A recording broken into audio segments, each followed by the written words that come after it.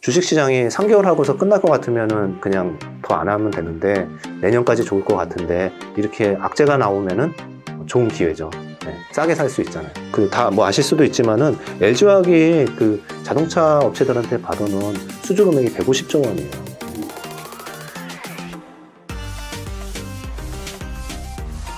구독과 좋아요, 알림 설정, 골드 버튼을 향하여! 다음은 이제 제일 궁금해할 만한, 투자할 만한 섹터에 대해서 알아보도록 한번 해보겠습니다. 그 대표님은 차반 유망하다고 많이 여러 번 얘기하셨던 것 같아요. 여기서 차반은 자동차, 화학, 반도체 네, 맞죠? 맞습니다. 네. 네. 아직도 좋게 보시는지, 그리고 대형주만 보시는지, 아니면 그 밑단에 있는 밸류체인, 차반 관련된 밸류체인 엄청나게 많잖아요. 네. 그것도 좀 소개를 해주시면 좋을 것 같습니다. 네. 일단은 뭐 차반 계속 좋게 보고 있고요. 그리고 이제 뭐 그런 격언이 있는데 한번 주도주가 잡히면은 끝까지 주도주다. 네, 그렇죠. 이제 이런 격언이 있는데 뭐 100%는 아니지만 그래도 많이 맞는 거는 같아요. 네. 네. 그래서 그렇고 지금 반도체도 사실 업황 너무 좋은 거는 이제 지금은 다 아실 것 같고요. 이제 반도체 가격이 1월 달부터 오르기 시작했으니까요. 네. 그래서 좋고, 반도체가 오히려 모자라가지고, 뭐, 촬영용 반도체 쇼티지 뉴스는 뭐, 연일 나오고 있고, 그렇습니다. 그래서 이거는 간단하게 그냥 넘어가겠습니다. 그리고 화학은 왜 좋냐 하면은 제가 지금 뭐 좋다고 말씀드린 게 아니라 가을부터 계속 말씀드렸던 게 아까 그 재고 때문에 그래요. 네. 그러니까 중간재를 만드는 게 이제 화학 제품이 플라스틱류라든지 모든 생산 제품에 하다못해 자동차에 들어가는 플라스틱도 어마어마하거든요. 그런 모든 실생활에 사용되는 것들이 다 플라스틱 기반인데 화학업체들이 그거를 만들기 때문에 지금 많이 수요가 부족한 편이고, 그 다음에 이렇게 재고가 낮은 상태에서는 오더가 더블 오더라고 그래서 필요한 거 이상으로 오더를 내버려요. 왜냐면 모자라니까. 네. 그래서 이제 화학업체들이 지금 좋은 거고요. 거기다가 유가까지 올라가잖아요. 이게 유가가 올라가면은 원재료인데 이제 투자를 안 해보신 분들은 야, 원재료 올라가면은 부담되는 거 아니야? 이렇게 얘기하실 수 있는데, 투자 조금만 오래 해보시면 어떤 현상이냐면은 원재료가 올라가면은 한 달 전에 원재료가 투입되고 가격은 그대로 반영하면서 그 다음 달 원재료는 다음 달에 넘어가고 이렇게 돼요. 그러니까 원가는 싸지고 투입되는 원가는 싸지고 판매가는 좀 더 비싸지고 이렇게 해서 오히려 이익이 더 증가하는 현상이 나타나요. 그래서 계속 화학 정유도 나쁘지 않다. 이렇게 보고 있고, 자동차가 약간 요새 슬로우할 수 있다는 생각은 들어요. 그런데 이게 뭐 그렇다고 잠깐 그런 현상이지 대세 지장 없다 이렇게 생각하는데, 왜 슬로우하냐 그러면은 이제 두 가지인데, 하나는 뭐 현대차 기준으로 보면은 배터리 이제 LG화학이랑 같이 한 게 이제 화재가 계속 나가지고 1조 원 정도 리콜할 수 있다라는 기사도 있었고, 지금 몇 대 매수로 이제 책임 전가를 할 거냐 이런 부분이 있고요. 그러다 보니까 오늘 뭐 아이오닉 5가 나올 텐데 대충만 봤는데 뭐 디자인 멋있을 것 같더라고요. 그래서 그런 거 타고 넘어갈 것 같고요. 그리고 이제 글로벌하게 모든 자동차 회사, 특히 뭐 미국의 자동차 회사들은 지금 차량용 반도체가 부족해서 일부 공장은 서 있는 상태입니다. 그러다 보니까 그거는 사실 테슬라도 영향이 있거든요. 테슬라도 신차들이기 때문에 영향이 있고, 그래서 이런 부분들 때문에 약간 주춤하는 것 같아요, 정말. 근데 항상 이렇게 봐야죠. 주식시장이 3개월 하고서 끝날 것 같으면은 그냥 더 안 하면 되는데, 중요한 거는 저희 가정으로는 내년까지 좋을 것 같은데 이렇게 악재가 나오면은 좋은 기회죠. 네, 싸게 살 수 있잖아요. 그리고 뭐 화재 계속 나겠습니까? 뭐 한 3달 정도 또 어떻게 고쳐가지고 늘 거고요. 뭐 다 뭐 아실 수도 있지만은 LG화학이 그 자동차 업체들한테 받아놓은 수주 금액이 150조 원이에요. 네, 그러니까 150조 원이면 그 수년, 자동차 업체들은 수주 미리 주잖아요. 그러니까 한 7, 8년치 이제 있는 건데 빨리 고쳐서 잘 할 것 같습니다. 네, 그리고요. 중소형주도 말씀하셨잖아요. 중소형주 밸류체인 여전히 굉장히 좋은 것 같습니다. 왜냐면은 그 캐파를 굉장히 증설하는 기업들, 이런 기업들 위주로 하면은 그런 기업들은 그냥 조정하면 무조건 사야 되는 기업들인 것 같아요. 네. 다음으로, 네. 아까 전에 뭐 150조가 수주 받아놓은 게 LG화학 같은 경우에. 네. 근데 옛날에 또 악몽이 생각나서 그런데요. 저는 악몽이 아니지만 옛날에 옛날 투자자들, OCI 같은 경우에 막 수주 공시가 막 나오고, 네. 그때가 상투였거든요. 네. 그 부분에 대해서 한번 어떻게 생각하시나요? 지금이 수주가 끝인 건지, 끝으로 시달아가는 건지, 아니면 앞으로 계속 더 들어올 건지. 네. 되게 이제 좋은 질문이신데요. 왜냐면 이렇게 하면서 차별화가 되거든요. 뭐냐면은 그 당시에 이제 폴리실리콘을 만드는 회사들은 진입장벽이 사실상 별로 없었어요. 그렇기 때문에 그 중국에서 엄청나게 폴리실리콘 공장들이 생겼고 한국에서 OCI가 1등이었는데도 경쟁에 치여가지고 계속 적자를 냈어요. 왜냐면 경쟁이 공급이 계속 늘어나니까 그 하다못해 웅진코웨이라는 그룹이 웅진그룹이 그 폴리실리콘 투자했다가 망했잖아요. 네. 그러니까 웅진그룹도 들어올 수 있으면은 그거는 기술 진입장벽이 낮은 거죠. 근데 이제 반대로 그건 뭐냐, 2차 전지는 뭐냐, 이렇게 보면은 세계에서 제대로 하는 한 5개밖에 없는 것 같아요. 제대로 규모의 경제를 가지면서. 근데 투자도 어마어마하게 들어가는 규모의 경제가 첫 번째 진입장벽이고, 두 번째는 그 기술 자체가 수도 없이 LG화학조차도 화재가 나잖아요. 이런 부분들 책임져가 LG화학이니까 솔직히 봐주는 거죠. 다른 중소형 업체 쓰면은 회사 없어질 수도 있습니다. 왜냐면은 LG화학이 없으면은요, 테슬라도 미래로 갈 수가 없어요. 자율주행이고 뭐고, LG화학이 있어야 됩니다. 뭐 CATL이 있어도 되지만 지금의 테슬라의 공급 계획상, 캐파 계획상은 꼭 다 있어요. 그러니까 이제 정리하면은 과점이라는 거고요. 신규 진입자가 없다라는 게 큰 차이점이라고 보실 수 있을 것 같습니다. 네. 또 대표님 언급 주신 것 중에 BBIG 있잖아요. 그 중에 바이오하고 게임을 제외한 배터리하고 인터넷 계속 갈 거라는데 배터리는 얘기해 주셨고 인터넷은 계속 좋게 보신 이유.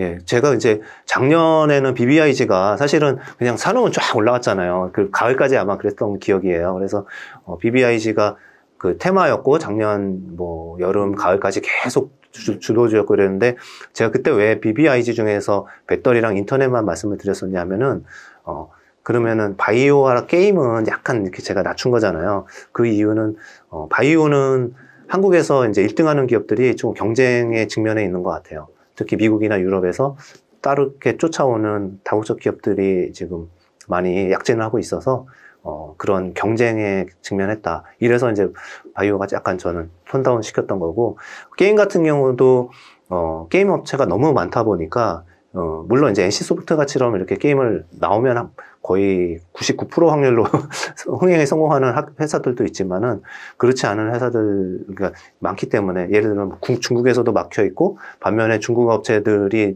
게임 만드는 기업들은 오히려 우리나라를 따라잡아서 오히려 한국에서 뭐 순위 안에 들어오는 기업들도 중국 기업이 많이 있잖아요. 그러니까 그런 식에서 제가 예측하기가 좀 어렵더라고요. 그래서 이제 조금 톤다운 했지만 다시 나머지 두 개는 배터리는 충분히 말씀드렸던 것 같고, 왜냐면 이거는 5년, 10년짜리 사이클이니까 상관없는 거고, 그 다음에 인터넷 같은 경우는 이제 네이버랑 카카오가 대표 회사지 않습니까? 근데, 카카오는 저는 늘 그렇게 생각을 했었고, 지금도 아직도 그런데 뭐냐면은 전 국민이 하루에 10번에서 100번씩 가는 굉장히 큰 백화점이 있어요. 그런데 그 백화점에 갔는데, 에스컬레이터가 쭉 올라가는데 1층, 2층에는 뭐 좋은 물건들이 진열되어 있는데 3층, 4층, 5층은 막 텅텅 비어 있어요. 그러니까 얘네들이 안 팔고 있어요. 그러니까 아니 왜 안 팔지? 가서 그렇게 많이 오는데 팔 수 있는데. 그런데 작년에 톡비즈라고 그래가지고 아마 여러분 카카오톡 열면은 이렇게 대화창 다 안 지우잖아요. 이렇게 쭉 있을 때 메뉴에 광고 하나 뜨기 시작한 게 작년 아마 3분기가 그랬을 거예요. 시작한 지가. 그거 하나 하고 이익이 어마어마하게 1매초 10몇 억씩 이렇게 발생을 하고 있거든요. 근데 보시면은 뭐 인스타그램도 하실 거고 뭐 다른 요새 뭐죠? 트위터도 하실 거고 그러는데 트위터 짜증나잖아요. 이렇게 볼 때마다 중간에 광고 계속 들어가 있어요.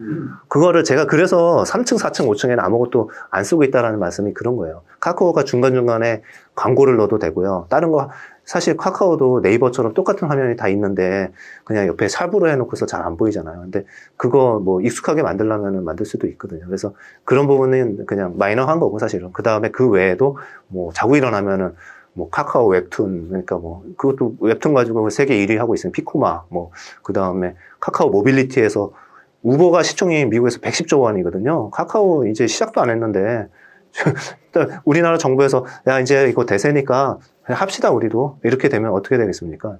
그냥 그거 하나 가지고 10조는 받을걸요? 그거는 미국에는 회사 2개나 있는데 예, 그렇죠. 그리고 그 외에도 이제 카카오페이, 카카오 뭐 뱅크, 카카오 모빌리티, 카카오 웹툰 이런 혁신 기업들이 계속 나오는데 지금 적자인 기업이 훨씬 많거든요. 그러니까 시가총액에서는 안 보이는 거죠. 네. PR로는 여러분이 이거 비싸네 이렇게 되시는 거죠. 근데 매출액 대비로 생각해 보십시오. 그러면 단순하게 네이버 대 카카오 하면 카카오에 높은 점수를 주시는 거예요? 저는 개인적으로는 그런데요. 네이버도 포텐셜은 있죠. 왜냐면은, 이제 일본도 그 선진국 일본도 자기의 그 메신저를 가져가지 못했잖아요. 아까 유럽이 다 100% 미국한테 메신저 다 뺏긴 거랑 똑같이. 그렇기 때문에 네이버는 카카오 전략을 어느 정도 일본한테 적용을 해서 충분히 할 수 있고, 둘째는 손정이랑 손을 잡고 있기 때문에 이제 손정이 맞죠? 네. 그러니까 이제 괜찮은 것 같고요. 반면에 일본은 이제 약간 이제 국민 성향 자체가 보수적이고 좀 늦더라고요. 그러다 보니까 이제 그런 속도는 좀 카카오가 더 빠를 것 같습니다. 네. 좀 이제 집중적으로 한번 VS 질문 한번 드려보겠습니다. 네. 자동차 완성차 업체랑 부품 업체 어디가 더 투자 매력도가 높다고 보시는지 그 이유에 대해서도 설명 부탁드릴게요. 짧게 말씀드리면 완성차가 좋다. 근데 부품에는 부품사가 많지만은 그 현대차, 기아차만 납품하지 않고 다른 GM이라든지 다른 해외 자동차한테 막 다양하게 납품할 수 있는 만도 같은 회사도 있고 그렇잖아요. 그런 회사들은 좀 자동차에 준한다 이렇게 보고 있습니다. 옛날에는 이제 보통 완성차가 올라가면 또 밑에 부품단들 올라가고 이랬잖아요. 근데 부품단이 따라오는 속도가 자동차 쪽은 좀 IT 쪽은 그래도 많이 따라오는데 지금 자동차 부품 쪽은 조금 가치가 엄청 싼 것들이 많은데 어떻게 생각하십니까? 부품단들은 아직도 이익이 좀 덜 따라오는 면은 있지만은 뭐 자산 가치나 이런 것들은 좀 따라오고 뭐 해외 공장들이 있는 데들은 또 아직도 뭐 좀 헤매고 있는 데도 있고 뭐 이렇던데. 그래서 자동차 부품은 좀 옥석가리기를 많이 진짜 이렇게 가치주 투자하듯이 연구를 많이 해야 되는 것 같긴 해요. 왜냐면은 자동차는 신차가 나오면은 신차가 가격적으로 비싸게 나오면서 그 자동차 가격을 올리는 효과들이 할인 판매를 안 해서 그렇거든요. 그래서 미국에서 팔 때는 대부분 뭐 한 300만 원에서 500만 원씩 줘요, 그냥. 그 할인해 주잖아요. 근데 신차는 할인 안 해주거든요. 바꿔서 얘기하면 그만큼 가격이 올라간 효과인데, 그런데 부품사들한테는 그 가격을 똑같이 인상해 줄 수 있는 부품들이 있고, 그렇지 않고 그냥 어느 정도 계속 그 CR이라고 그래서 코스트 깎아주는 그런 데들도 있어요. 그래서 그런 차이가 있기 때문에 부품업체 이상에서는 현기차에만 목을 베고 있는 회사보다는 테슬라에 납품하는 회사들도 몇 개 있잖아요. 한국의 상장 기업 중에. 뭐 그런 기업이라든지. 그러니까 차량의 대수가 늘어날 수 있는 부품사들을 봐야 될 것 같고요. 저는 이제 자동차가 요새 왜 이제 길게 보면 계속 그런 게 자동차 산업은 과거 5년, 10년 동안 PR이 7배 받는 성장이 없는 산업이었잖아요. 그렇죠. 글로벌 자동차 회사들은.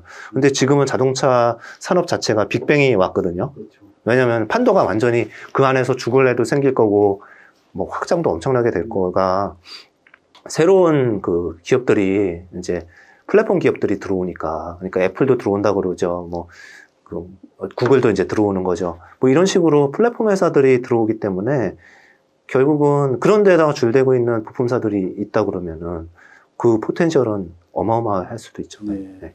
그리고 전기차 배터리 셀업체랑 배터리 밸류체인, 밸류체인은 아까 말씀 주셨지만 양극재, 음극재, 뭐 전해액, 분리막 이렇게 VS를 해주신다면 요거는 동점 둘 다 유명한 것 같습니다. 네. 네. 왜냐하면은 그 큰 업체들은 LG와 SDI 뭐 이런 큰 이노베이션 이렇게 큰 회사들은 막 증설하고 잘해도 그 원래 버는 돈이 많잖아요. 화학사업부에서 버는 돈이 많고 원래 버는 돈이 많기 때문에 그 이익의 증가가 금액은 크지만 증가율로 보면은 좀 그렇게 무시무시하게 나오진 않잖아요. 그런데 이제 거기에 핵심 체인에 있는 회사 중에서 아까 말씀드린 것처럼 증설을 막 2배, 3배씩 하거든요. 그러니까 그냥 30% 증설하는 게 아니라요. 공장은 3배씩 증설하는데 지금 그냥 큰 의심 없이 보면은 그 증설한 그 공장은 100% 가동이 뭐 3, 4년 뒤에 다 될 가능성이 굉장히 높죠. 네. 그렇기 때문에 그러면은 그 다시 바꿔서 그 이익의 증가 폭으로 치면은 베이스가 작기 때문에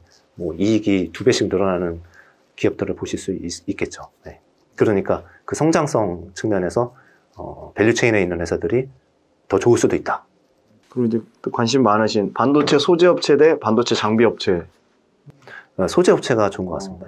이유는 장비는 지금 투자 사이클이 아니에요. 그 이제 뭐 하이닉스라든지 삼성전자가 투자를 하긴 하지만은 시스템 반도체 쪽에 삼성전자는 더 많이 하고 있고요. 그렇기 때문에 우리나라는 그 시스템 반도체라든지, 그러니까 예를 들면은 세계에서 1등하는 독과점 회사가 ASML이라는 회사가 있잖아요. 네. 그래서 이제 나노 공정으로 내려가는 EUV 장비를 혼자 다 만드는데 장비 하나에 2천억이 넘어요. 네. 그런 회사 정말 좋잖아요. 근데 이제 그런 회사들이 다 독식을 하는 거지, 우리나라의 업체들이 다 이렇게 장비 업체들이 그 전체 뭐 공정이 10개가 있으면은 그게 앞단에 한두 개, 검사 장비 한두 개 이렇게는 하는데 전체를 커버하기는 이제 힘들기 때문에 차라리 지금은 가격이 막 올라가고 있는 반도체. 지금은 물량이 늘어나서 매출이 늘어나는 것보다는 가격이 올라가는 사이클이거든요. 그래서 이제 반도체 장비보다는 소재는 뭐 왜 좋냐? 가스를 뭐 많이 써야 되지 않습니까? 그런 부분 때문에 그러니까 생산성을 높이면서 하기 때문에 그런 부분들은 가격도 같이 올려주거든요. 네. 다음 질문으로 팹리스 업체랑 파운드리 업체는 어디가 더 네, 저는 이제 파운드리가 훨씬 매력적이라. 삼성전자가 지금 강력하게 드라이브를 걸고 있어서 매력있다고 보시는 건가요? 이제 그런 거예요. 이게 큰 그림이니까 뭐 단기적인 그런 거보다는 큰 그림 말씀드리면은 옛날에 이제 미국에서 금광이 이제 서부에서 발견이 되면서 고웨스트 하면서 다 막 금광 캐러 갔잖아요. 그런데 누가 먼저 진짜 제일 좋은 마차 타고 빨리 가가지고 대규모 이제 뭐 발굴을 하냐, 또는 철도를 누가 세우냐, 이런 것 때문에 이제 어떤 러시가 있었는데, 지금 그런 싸움들을 하고 있는 것들이 팡의 그런 대기업들이 서로 싸우고 있는 거죠, 자기 분야에서. 근데 결국은 걔네들도 뭐 애플도 자기네 반도체 하나도 안 만들잖아요. 네. 이번에 설계만 해요. M1 칩 만들어도 자기네 설계해서 누가 생산을 해줘야 되잖아요. 테슬라 자율주행도 누군가, 이제 테슬라가 직접 설계합니다. 엔비디아가 이제 안 하고. 직접 설계해가지고 또 누가 공급을 해줘야 돼요. 결국은 이제 다시 말씀드리면, 그때 서부시대 때 돈 벌었던 데들은 결국은 곡괭이하고 사 팔고 청바지 파는 애들이에요. 리바이스예요. 네. 그래서 청바지 파는 애들이 돈 제일 많이 벌었고, 다 철도 까는 애들이 돈 많이 벌었고, 모건, 뭐 이렇게 되는데, 마찬가지인 것 같아요. TSMC가 전 세계 50% 정도 독점하고 있고요. 삼성전자가 한 20% 정도 하고, 나머지 3개의 짜잘한 업체들이 있습니다. 5개가 과점하고 있는 시장이고요. TSMC는 같이 똑같은 걸 한다는 것도 아니에요. 나노에서 제일 앞단에 있는 것들, 제일 부가가치 높은 것들을 하고 있기 때문에 2등까지 의미가 있고 3, 4, 5등은 좀 떨어지는 거죠. 그러니까 결국은 성장률은 조금 낮아 보여도 우리가 모르는 일들이 생긴다. 코로나 또 온다. 이래도 제일 안 빠질 거고요. 네. 올라가는 거는 진짜 따박따박해서 한 4년, 5년은 그냥 쫙 올라갈 수 있는 거죠. 화학업체들 좋게 보시는데, 화학업체도 롯데케미칼 같은 순수 화학업체랑 SKC나 이런 IT나 전기차 관련된 LG화학 같은 하이브리드 화학업체 둘 중에 어디를 더 좋게 보시는지. 지금은 약간 이제 주가로 보면 이제 비슷비슷한 것 같은데요. 보통은 당연히 뭐 IT가 있는 복합기업이 좋죠, 이렇게들 얘기 많이 하실 것 같은데, 지금은 퓨어케미칼도 되게 좋아요. 왜냐면은 처음에 우리 화두가 금리였잖아요. 금리 올라갈 때는 가치주가 올라간다고 얘기를 하는, 이것도 그냥 외워두세요. 이거는 뭐 굳이 반박하실 수가 없어요. 이건 통계가 그렇고요. 미국 애들도 그렇게 똑같이 투자해요. 금리가 올라갈 때는 가치 투자가 성장주 투자보다 항상 아웃퍼폼 했습니다. 그 이유는 그냥 시간 관계상 생략하겠습니다. 제가 나중에 한번 설명드리겠습니다.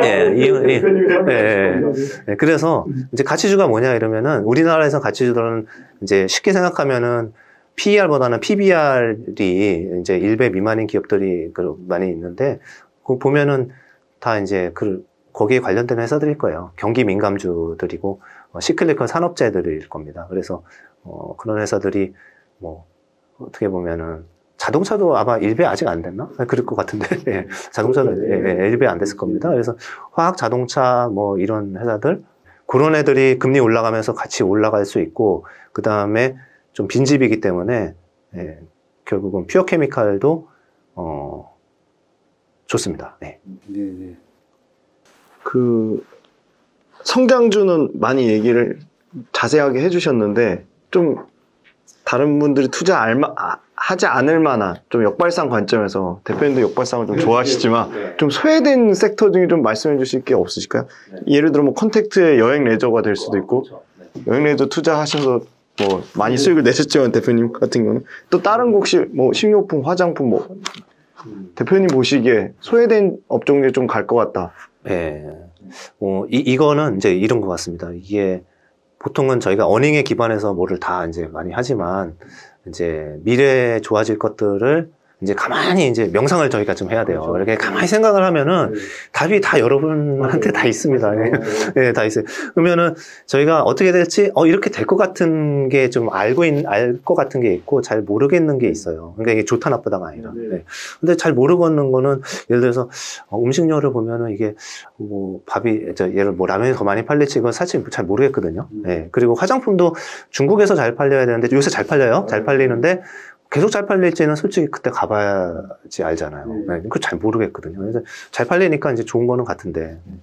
근데 우리가 좀 알 것 같은 것들은 지금 보면은, 이제 백신 접종하고 나면은 우리나라도 하반기 되면은 조금, 아까 여행 레저 말씀하신 것처럼 그런 군입니다. 거기에 하나 추가하면은 유통도 좀 될 수 있을 것 같아요. 네. 예를 들면 뭐 백화점이라든지 또는 할인점 하고 있거나 온라인에서 하고 있는 이런 것들 갖고 있는 회사들 이런 회사들도 좀 계속 좋아질 것 같아요. 저희는 이제 미국에서는 소비의 폭발이라는 단어를 쓸 정도로 미국에 소비 폭발이 올 거예요. 그리고 이제 한국에서는 그게 이제 중간재들이고 한국에서는 이제 그 어떤 그런 유통이라든지 결국은 컨택이랑 좀 맞닿아 있는 기업들 이런 거고 그 다음에 여행 레저 ETF를 저는 많이 말씀을 드렸었는데, 그거를 투어주 하나 살지, 카지노주를 하나 골라야 될지, 면세점을 골라야 될지 막 고민되잖아요. 근데 ETF 사면 되겠네요. 네, 그냥 여행 레저 ETF 사시면 돼요. 저도 대표님 말씀에 상당히 공감합니다. 그래서 컨텍스트 그냥 아까 명상하면 답이 나와 있습니다. 그래서 이거는 지금도 제가 여러 번 말씀드렸지만 1차 상승한 거는 미리 예측해서 올라간 거 이제부터는 실적 장세도 나올 수 있어요. 다음 그렇죠. 실적 장세가 나올 때까지는 충분히 들고 가라. 그렇죠. 그래서 이익이 과거보다 더 늘어나는 거는 우리가 모르지만 정상화 될 거는 아니까 그때 줄이셔도 되잖아요. 그래도 지금 적자라는 것보다 훨씬 많이 벌고 있을 텐데. 이제 살아남은 기업들은 그래서 지금 이래서 큰 회사들을 보면 주가가 안 빠지고 있어요. 하나투어 모스 이런 거 보면 올라서 그렇게 밀리지도 않고 조정도 크게 안 주고 있어요. 그런 것 같습니다. 구독과 좋아요, 알림 설정